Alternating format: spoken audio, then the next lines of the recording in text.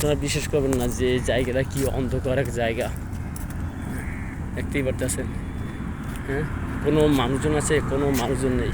যে বাগানে, খই বাগানে কোনো মানুষজন নেই, শুধু আমি আর একা। দেখতেছেন একটা সুড়ঙ্গ রাস্তা, এই রাস্তা দিয়ে আমি হেঁটে যাচ্ছি, এই দেখতেই পাচ্ছেন এই। আর এই সুড়ঙ্গ রাস্তা দিয়ে আমি সবসময় আসা যাওয়া করি এই রাস্তা দিয়ে। আর এই রাস্তাটা অনেক সুন্দর, না তাই না ভাই?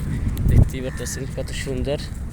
এই সুড়ঙ্গ দিয়ে রাস্তাটা গেছে গিয়া, যে চারপাশে বাগান এবং কি গাছ, খই গাছ।